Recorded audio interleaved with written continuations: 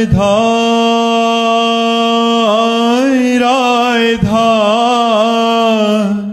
राधा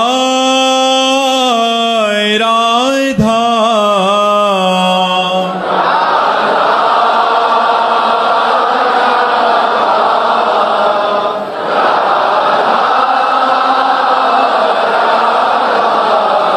हाय राधा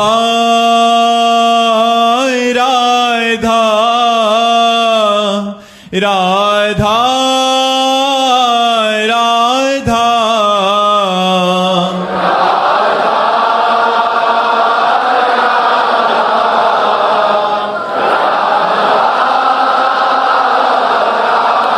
श्री राधा वल्लभ लाल की, समस्त संत हरि भक्तन की, श्री वृंदावन धाम की, सतगुरुदेव भगवान की।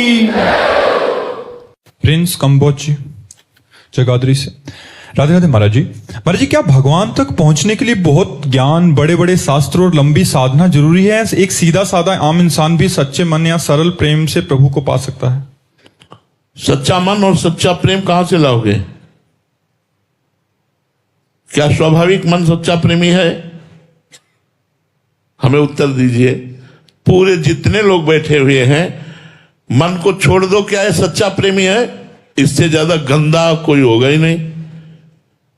हम सब लोग बैठे हुए हैं, देख लो, अगर इसको मन को छोड़ दो, गुरुवाणी शास्त्र आज्ञा के अनुसार ना चलाओ, तो इससे ज्यादा कोई गंदा है नहीं। ये बहुत गंदा, बहुत गंदा है। ये सच्चा प्रेमी बन ही नहीं सकता जब तक साधना नहीं करोगे। और सच्चा हृदय मतलब बुद्धि का निश्चय वही तभी होगा जब पवित्र होगी बुद्धि। तो पवित्र करने के लिए ही तो साधना है, पवित्र करने के लिए तो शास्त्र है, पवित्र करने के लिए तो संत समागम है। इनके बिना मन पवित्र हो जाए और भगवान में लगा दे तो बहादुर समझे। कैसे सच्चा हो सकता है मन? मना कष्टान इंद्रियाणि प्रकृति स्थान कर सती। बिना साधना के ये भगवान की तरफ जाता ही नहीं है, ये भोगों की तरफ ही जाता है। आप देख लीजिए, भगवान की तरफ तो कठिनता से जाता है, भोगों की तरफ सहजता से जाता है। इसीलिए शास्त्र स्वाध्याय बना है, इसीलिए सत्संग बना कि हम सत्संग के द्वारा, शास्त्रों के द्वारा, भजन के द्वारा अपने मन को पवित्र करके मन को जो संसार का प्रेमी उसे परमात्मा का प्रेमी बनाए। इसलिए ऐसा स्वयं स्वाभाविक प्रेम नहीं हो सकता परमात्मा से। स्वाभाविक प्रेम तो सिद्धों का होता है, जो सिद्ध हो चुके हैं उनका सहज प्रेम होता है। जाहि न चाही कबहु कछु, तुम सन सहज स्नेह, तुम सन सहज स्नेह, बसहु निरंतर तासुर सुर और निजगे। वाल्मीकि भगवान श्री राम से कहते हैं, जिसको कभी कुछ नहीं चाहिए और आपसे सहज प्रेम करता है, उसका हृदय आपका निज घर है, आप उसके हृदय में वास कीजिए। वाल्मीकि जी महाराज भगवान श्री राम जी से कहते हैं, हमारे हृदय में देखो ढूंढ के तो चाह की ही बाढ़ आ रही है, ये चाहिए, वो चाहिए, वो चाहिए, वो चाहिए। हम भगवान से प्रेम कर सकते हैं? नाटक कर सकते हैं भगवान से प्रेम का। प्रेम नहीं। प्रेम तो तब होगा जब साधना करोगे, भजन करोगे, मन को मारोगे, मन को पवित्र करोगे, तब जाकर के वो स्थिति आती है। बात समझ में आ रही है आपके? जी। अशोक जी रोहतक हरियाणा से। राधे राधे गुरु जी। गुरुदेव, कभू तो थोड़ो भजन, कभू होत विशाल, मन को धीरज छूटे नहीं, गहे ना दूजी चाल। महाराज जी, आपकी कृपा से थोड़ा सा भजन तो होता है, लेकिन फिर मन इधर उधर भाग जाता है। महाराज जी, क्या विशाल भजन सिर्फ सिद्धों का ही होता है? हाँ, सही बात है। जो भगवदाकार वृत्ति को प्राप्त हो गए, उनका प्रति सेकेंड भजन हो रहा है, वो कर नहीं रहे। जो हो रहा है वो विशाल भजन हो रहा है, निरंतर रात दिन भजन। कभी कभी सतोगुण की वृद्धि में साधारण साधक के द्वारा भी बहुत अच्छा भजन बन जाता है। फिर रजोगुण तमोगुण की वृत्तियों से आवृष्ट होकर के नाना प्रकार की कामनाएं या प्रमाद स्थिति में फंस जाता है। लेकिन साधक को अभ्यास मन को लेकर के नहीं करना चाहिए। हमारा मन विषयों में जा रहा, जाने दो, छोड़ो, तुम नाम पकड़ो, देखो कहां जाएगा, नाम में आ जाएगा। मन नहीं लग रहा तो नाम छोड़ दिया, तो फिर वो अपने में लगा लेगा, अपने में लगाएगा तो प्रकृति में लगाएगा, प्रकृति में लगाएगा तो कोई न कोई भोग वासना हमको बांध लेगी। ज्यादा मन से प्यार मत करो। अपने लोग इतना मन से प्यार करते हैं कि उतना प्यार किसी से करते ही नहीं। मन की हर बात को छुपा लेंगे। मन चाहे जितना बुरा सोचे उसको दबा के रखेंगे, चाहे जितना बुरा करे उसको प्यार देंगे। कभी मन को दंड देना सीखो, कभी मन के खिलाफ खड़े होना सीखो, मन को सत्य मार्ग में चलाने के लिए कभी डांटना सीखो। देखो भजन होने लगेगा। आज भजन में मन नहीं लग रहा, ठीक है, तो आज हम उपवास करते हैं, अपने आप लाइन में आना शुरू हो जाएगा। 3 दिन के लिए उपवास, वृंदावन में वास करते हैं तो 3 परिक्रमा रोज वृंदावन की। ये अपने आप उठे बैठेगा, कहेगा जहां कहोगे वहां लगा देंगे, हमें भोजन दो, हमें विश्राम दो। इसको दंड देना चाहिए, मन को दंड देना। 1 महीने के लिए हम फलाहार रहेंगे, 1 महीने के लिए मौन। ये सब संयम है जिनके द्वारा हम अपने मन पर शासन कर सकते हैं। मन को ऐसे मारा तो जा नहीं सकता, तो मन को ऐसे साधन में मारा जाता है। जाओ 1 महीने के लिए नमक खाना छोड़ दिया, बिना नमक की सब्जी बिन, मीठा छोड़ दिया, खीर बनेगी लेकिन चीनी नहीं पड़ेगी। वो बेचारा परेशान हो जाएगा, वो कहेगा हमें जो कहोगे हम करेंगे, हमें थोड़ा सा ऐसा खवा दो, थोड़ा सा पिला दो, क्योंकि मन जीवित रहना चाहता है विषयों में। तो अगर साधना करनी है तो मन को मारना पड़ेगा, मन से युद्ध करना पड़ेगा, मन के खिलाफ खड़े होना पड़ेगा। जैसा मन कहे वैसा करोगे तो जितनी जेल भरी है ना, वो सब मनमानी करने वालों से ही जेल भरी है। जितने नरक की यात्रा होती है ना, वो सब मन के अनुसार करने पर ही होती है। थोड़ा होश में हो जाओ, इस मन के खिलाफ चलो, मन के विरुद्ध खड़े हो। तस्मात् शास्त्रम प्रमाणम ते कार्याकार्यो व्यवस्थित हो।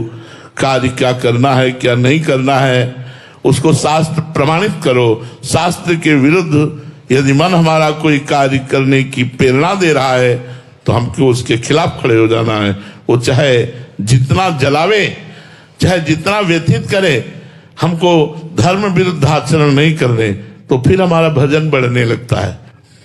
और जब मन भजन में लग जाता है और भजन परिपक्व होने लगता है तो फिर भजन करना नहीं पड़ता, फिर भजन होता है, स्वयं होता है। हमें जपना नहीं पड़ता, अपने आप जप होता है। केवल सुनते रहो, उसी का आनंद लेते रहो, उसी में डूबते रहो। इसलिए पहले अच्छे से भजन का अभ्यास करो। विशाल भजन तो बात तुम्हारी सत्य है कि सिद्धों का ही होता है जो रात दिन भजन में लगे हैं। सुरजीत कौर रंधावा जी। राधे राधे महाराज जी।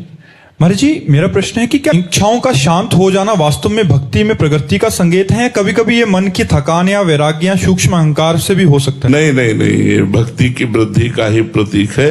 जैसे जैसे इच्छाएं शांत होती जाती हैं वैसे वैसे भगवान की निर्मल भक्ति बढ़ती जाती है। ये इच्छाएं ही जन्म मृत्यु का कारण है। ये इच्छा ही हमारे और भगवान के बीच में पर्दा है। ये इच्छा ही जीव को देहाभिमानी बना देती है। इसलिए जहां तक हो सके इच्छाओं का त्याग करे। त्यागात् शांतिरंतरम, त्याग के अनंतर ही शांति की प्राप्ति होती है। तो ये इच्छाओं का त्याग भगवान की कृपा से भगवान की भक्ति बढ़ रही है, संकेत है। जितनी इच्छाएं कम होती चली जाएं उतने बहुत अच्छी बात है। हरनेक सिंह जी जलंधर से। राधे राधे महाराज जी। महाराज जी, मैं निहंग सिंह हूँ। जब यात्रा करते हैं तो हर जगह साधु का सम्मान नहीं होता, लेकिन वृंदावन में होता है। ऐसा क्यों महाराज जी? क्योंकि सब जगह संतों को जानते नहीं है लोग। रजोगुणी तमोगुणी लोग होते हैं। हम लोग जब गंगा किनारे भ्रमण किए तो अब जैसे 4 लोग शराब पिए, अब नौजवान शरीर, अब 13 वर्ष से बाबा जी हैं तो 18, 28, 38, 48 सब ये पार हुई है ना, तो नौजवान शरीर एकदम बोले बाबा जी हो सकता है। अब बिल्कुल हमारा शरीर ऐसा था एकदम वीर पुरुष जैसा शरीर। अब तो किडनी फेल हो गई है, नहीं तो बोले ऐसे बाबा जी नहीं होते। अब 4 लोग घेर के 2-4 थप्पड़ मारे तो हमने भगवान का कृपा प्रसाद समझा, आगे बढ़े। मारपीट भी सहनी पड़ती, संतों को तो गालियां मारपीट या इनाम में सहना पड़ता है। तो बाहरी लोग थोड़ी, वृंदावन में तो भक्तों की भरमार है, ये तो प्रेमियों का खेत है। यहाँ तो आप ऐसे ही माला ले लीजिए तो आपको प्रणाम करने लगेंगे, भाव करने लगे। बाहर ऐसा कहाँ, बाहर तो देखो वो जान बख्श दे, इतनी बड़ी बात है। अभी पालघर में पिछले वर्षों में सुना था कि दौड़ा दौड़ा करके, तब बताओ क्या वो राक्षस थे, क्या उनके सींग थी या वो शेर थे? अरे संत थे, उनको पकड़ लेते, दिन में जानकारी करते, अगर गलत निकलते तो पुलिस के हवाले कर देते, जान से मारने की क्या जरूरत थी। तो आज का समय भगवान की कृपा से साधुता का निर्वाह हो जाए तो हो जाए, नहीं बाहर भ्रमण करने लायक नहीं समय रह गया, अब भ्रमण करने लायक समय नहीं है। इसीलिए संत महात्मा जन भगवत धामों का आश्रय ले लिए, बड़े बड़े जो पुरियां हैं, धाम हैं, इनमें संत जन रहने लगे। नहीं पहले गांव गांव भ्रमण करते थे, भिक्षावृत्ति से जीते तो भ्रमण करते थे। संत सुखी विचरण तुम्हें, हम लोगों ने यही जीवन निर्वाह किया है। 20 वर्ष जो भिक्षा आकाशवृत्ति से मिल गई, खाया नहीं, रात दिन गंगा किनारे रह के किसी मंदिर में पड़े हैं, कभी किसी वृक्ष के नीचे पड़े हैं और भजन किया। अब ऐसा हो तो मार डालें। जवान साधु को गांव में भिक्षा के लिए घुसे, कोई रो दे बच्चा, बोले बच्चा चोर है, मार डालेंगे लोग। बड़ा समय खराब चल रहा है। आज का समाज बहुत विचित्र है। नए नए लड़के सब शराब पी के ड्रग्स लेकर गंदी बातें करते हैं, साधु महात्माओं को ढोंगी पाखंडी समझते हैं। वो ये जानते ही नहीं कि संत महात्माओं का क्या स्वरूप होता है, तो वो अपमान भी कर देते हैं, अपने को सहना पड़ता है। बहुत हम लोगों को गालियां मिली हैं। जैसे कभी भूख से पीड़ित होकर किसी दरवाजे में गए, राधे श्याम, वहां निकले, देखा एकदम अब अंदर मंत्र चल रहा है। फिर वो गाली देना शुरू किया, ए भाई रोटी मांग रहा हूं, गाली नहीं यार, तू रोटी दे दे, जो देना है नहीं तो बदला दे यार, गाली काहे को देता है। ऐसे अपने लोग हंस करके बड़े बड़े अपमानों को सहा। ये संत मार्ग ऐसा मार्ग नहीं है कि इसमें हम उनको गाली दे दें। नहीं, मुझे गाली दे रहे हो, मैं मुस्कुरा करके तुम्हें क्षमा कर दूंगा, तुम्हारे अहित नहीं होने दूंगा, पीछे भी अमंगल नहीं होने दूंगा। भगवान से प्रार्थना करूंगा कि आपका मंगल ना हो, क्योंकि आप अज्ञान से हो। अगर आपका भाव सही है तो भगवान आप पर कृपा करें, और आपका भाव गलत है तो भगवान आप पर कृपा करें, आपकी बुद्धि शुद्ध करें, आपको तनिक भी कष्ट नहीं होना चाहिए। तो संत का तो यही स्वभाव भगवान को प्रिय लगता है कि जो हमें अपमानित करे, जो हमारा अपमान करके हमें मारे पीटे, उनका भी हम मंगल मनाएं, उनका भी हम मंगल मनाएं, और भगवान का हर विधान मंगलमय है ऐसा माने। तेरा किया मीठा लागे, जैसा प्रभु कर रहे हैं वैसा हम उसे स्वीकार। साधु जीवन बड़ा निर्मल जीवन होता है, बड़ा शांत का। आप 4 गाली दे दो, हम आपका मंगल मनाएं, आपका बुरा ना मनाएं, तब तो साधुता एक अलग चीज है, साधुता एक अलग चीज है। तो समाज साधुता को नहीं जानता है। जो सत्संग करते हैं वो तो जानते हैं संतों को, लेकिन जो सत्संग नहीं करते वो क्या जानते? क्योंकि कुछ फिल्में ऐसी निकल गई हैं, कुछ बातें ऐसी निकल गई जिससे लोगों को संतों पर विश्वास नहीं। तो इसलिए हम लोगों को गालियां सहना पड़ेगा, हम लोगों को अपमान सहना पड़ेगा, अपमान और गालियां सहकर भी इस जगत का मंगल करना पड़ेगा, क्योंकि हम भगवान के भक्त हैं, हम संत हैं, भगवान के पार्षद हैं, तो हमको इनका मंगल करना पड़ेगा। जी कुमार जी, वापी गुजरात से। महाराज जी, ये अहंकार कहाँ रहता है? अंतःकरण में, सूक्ष्म शरीर में। ये जो स्थूल शरीर देख रहे हो, इसके अंदर एक सूक्ष्म शरीर है। आज तक कोई वैज्ञानिक नहीं पैदा हुआ जो सूक्ष्म शरीर तक पहुंच पावे। अभी स्थूल शरीर तक ही पहुंचे, सूक्ष्म शरीर तक किसी की पहुंच नहीं। किसी अमेरिका आदि या कहीं भी आपने सुना हो कि मन, बुद्धि, चित्त, अहंकार, इनका एक्सरा हुआ है? कहीं आज तक कोई मशीन, कोई अल्ट्रासाउंड, सिटी स्कैन, जितना होगा इस ढांचे का होगा, पांच भौतिक ढांचे का होगा स्थूल शरीर का। सूक्ष्म शरीर तक पहुंच नहीं है। सूक्ष्म शरीर में अहंकार वास करता है। मन, बुद्धि, चित्त, अहंकार, ये अंतःकरण चतुष्टय में अहंकार वास करता है। वहां से अगर इसको हटा करके अपने स्वरूप में स्थित कर दे तो अभी मोक्ष को प्राप्त हो जाए, अभी इसी क्षण मुक्त महापुरुष हो जाए। पर यही अहंकार तो बांधे हुए, इसी को मिटाने के लिए साधना की जाती है। अंतःकरण में रहता है अहंकार। स्नेहा हरिवंश, राजस्थान से। राधे राधे महाराज जी। महाराज जी, जैसे कि आपके श्रीमुख से सुना है कि कृपा की एक दिव्य हवा चल रही है, जो इसमें बह गया तो बह गया, रह गया तो रह गया। हम आपकी कृपा से ऐसा क्या करें कि हम भी इस कृपा रूपी हवा में बह जाएं? नाम जप करो, गंदे आचरण मत करो, गंदा भोजन मत करो, गंदे दृश्य मत देखो, गंदे लोगों से मित्रता मत करो। इतना करके देखो, फिर आप देखोगे आपके ऊपर कृपा है, ऐसा अनुभव होने लगेगा। साधु महात्माओं का संग करो, उनकी वाणी सुनो, पवित्र भोजन पाओ, अच्छे लोगों का संग करो, अच्छे दृश्य देखो, अच्छे आचरण करो। इसी से आपका मंगल विधान शुरू हो जाएगा। आप हृदय में देखेंगे कि एक अद्भुत आनंद, एक अद्भुत शांति। तो आगे का मार्ग आपको बताना नहीं पड़ेगा, आप खुद भागेंगे भगवान की तरफ। नहीं तो गंदा आचरण, गंदा भोजन, गंदा संग, तो यही फिर प्राकृतिक माया जनित भोगों की चाह होती रहेगी। राकेश यादव जी, बनारस। राधे राधे महाराज जी। महाराज जी, इंसान सब कुछ पाने के बाद भी अंदर से खाली क्यों महसूस करता है? क्या मन की इच्छाएं का कभी अंत होगा या नहीं? मारना पड़ेगा, कभी इसकी पूर्ति नहीं हो सकती, कभी पूर्ति नहीं हो सकती। आप देख लिए, हम देख लिए, सब देख लिए, देख लो। बचपन से लेकर होश जब संभाला तब से लेकर अभी तक इसकी चाह एक न एक पेश बनी रहती है। आज ये खा लूं, आज ये देख लूं, आज ये दिखा दो, आज ये भुगा दो, आज वहां ले चलो, आज ये करा, वो करा दिया, दूसरी नई बात फिर खड़ा कर देता है, तीसरी नई बात फिर खड़ा कर। इसको रोकना पड़ेगा, और बिना अध्यात्म के रुकेगा नहीं। अध्यात्म में सामर्थ्य मन को रोकने की, और रुक गया तो निहाल कर देगा। फिर ये ऐसा भी साथी है कि अगर ये भजन में लग गया और रुक गया तो निहाल कर देगा ये।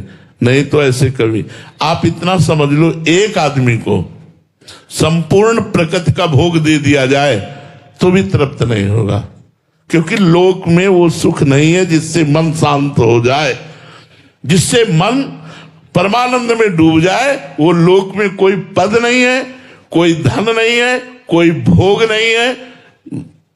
आप किसी को देखकर समझते बहुत सुंदर है, कोई उसको भोग रहा है और वो तीसरे को देख रहा है। तुम उसको देख रहे हो, वो तीसरे को देख रहा है, तीसरा चौथे को देख रहा है। पूरी सृष्टि इसी में फंसी हुई, कहीं सुख नहीं है, कहीं विश्राम नहीं है। कभी कोई हाथ उठाकर ऐसे नहीं कह सकता कि अब कछनाथ न चाहिए बोले, आज मैं तृप्त हो गया, अब कुछ नहीं चाहिए। ये वही कह सकता है जो भगवान से जुड़ गया, भगवान के चरणों में जिसने अपना चित्त दे दिया, वही कह सकता, अन्यथा नहीं जी। ममता जी, जयपुर से। राधे राधे महाराज जी। महाराज जी, हमने ये तो पढ़ा है और समझा है कि अपने कर्म पर ध्यान दो और फल से मोह मत रखो। फिर भी महाराज जी, बीच बीच में ना चाहते हुए भी फल का मोह हो जाता है, इस वजह से हमारे काम भी बिगड़ जाते हैं। तो अपनी इस प्रवृत्ति को कैसे सही किया जाए? हाँ, जो कर्म कीजिए उसे कृष्णार्पण मस्तु कीजिए, तो फल की आकांक्षा धीरे धीरे नष्ट हो जाएगी। जो कर्म कीजिए वो भगवद अर्पण मस्तु कर दीजिए। जैसे मान लो 4 घंटा हमने कर्म किया, तो हम थोड़ी देर 1 सेकेंड ध्यानस्थ हुए और हे भगवान, ये 4 घंटा जो मैंने कर्म किया ये आपको समर्पित करता हूं, कृष्णार्पणम मस्तु। फिर 4 घंटा कर्म किया, फिर उसे भगवद अर्पित कर दिया। सोए उठे, सोने को भी भगवद अर्पित कर दिया। जगने से लेकर सोने तक, सोने से लेकर जगने तक हर चेष्टा यदि भगवद अर्पण कर दोगे तो आप महात्मा हो जाओगे। हृदय से देख लेना, इस साधन को करके देखो, कृष्णार्पणम मस्तु, फिर इसका फल देखो कैसा आनंद प्रदान करता है। सब फलों से रहित करके परम पद रूपी फल प्रदान कर देगा। राधे राधे महाराज जी। महाराज जी, इनके परिवार में एक थोड़ा सा कसम को लेके एक वो है कि इनके बेटे ने एक लड़की पसंद किया, तो दोनों तरफ से सहमति भी हो गई। तो इनके बेटे ने कसम खा ली कि शादी करूंगा तो इसी से करूंगा, नहीं तो नहीं करूंगा, कुंवारा रहूंगा। फिर महाराज जी, फिर बाद में पता चला कि लड़की कहीं और भी आसक्त है। तो फिर महाराज जी, दोनों का रिश्ता टूट गया। अभी महाराज जी, वो कसम बीच में आ रही है कहीं और जाने में। अरे भीष्म प्रतिज्ञा थोड़ी यार, छोड़ो यार, छोड़ जाओ, यही वृंदावन में कसम छोड़ जाओ, कसम को वृंदावन में छोड़ दो। ऐसे बच्चों वाली बातें हैं ये कोई धैर्य पूर्वक बात नहीं, ये धर्म पूर्वक नहीं। ऐसे कैसे? जहां भगवान ने विधान बनाया वही हमारा ब्याह होगा ना। हम कसम कैसे खा सकते हैं? हम तो ये कह सकते हैं कि यदि हमारी आपकी मित्रता है, भगवान ने रचा होगा तो हमारा आपका ब्याह हो जाएगा, अगर भगवान ने नहीं रचा तो टूट जाएगा। तो हमको भगवान की बात रखनी, अपनी बात थोड़ी रखनी कि कसम खाते हैं जैसे भीष्म जी ने कसम खाया।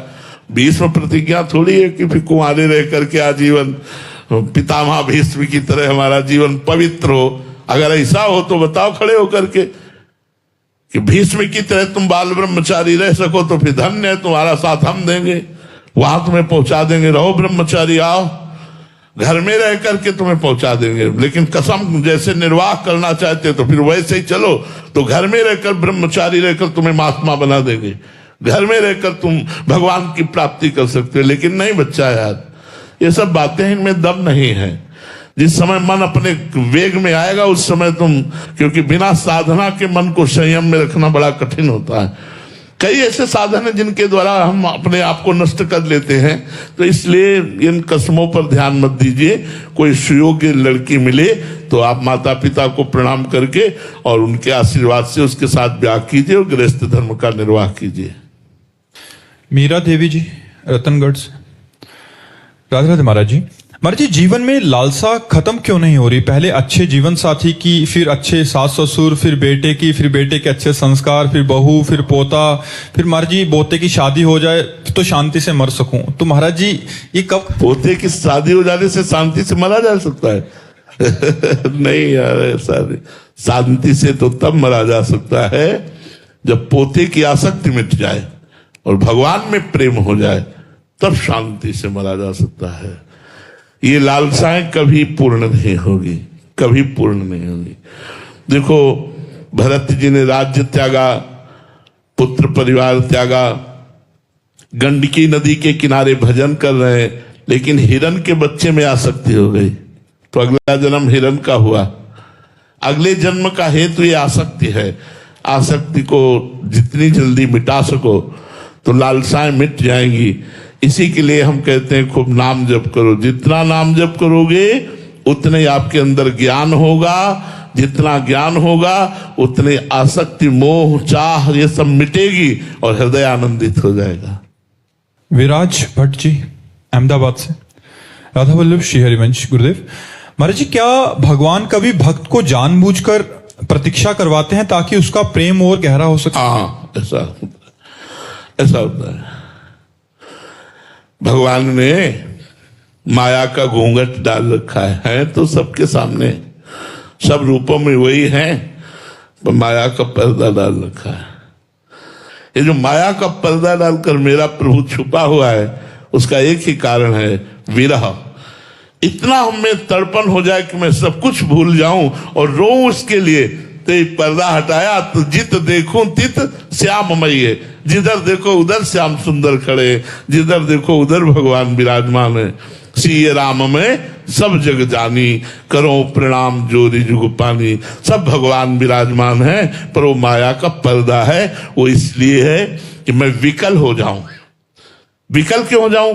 क्योंकि और कुछ याद ना रहे, केवल भगवान की अनन्य स्मृति हमारे अंदर रह जाए, इसलिए भगवान माया का पर्दा लगाकर बैठे हैं। जे ही अनन्य स्मृति जागृत हुई, सब जिधर देखो सर्वम खलमिदम ब्रह्म ने नानास्त किंचन, किंचन मात्र ब्रह्म के सिवा और कुछ है नहीं, वही परमात्मा विराजमान है। श्री राधा वल्लभ लाल की।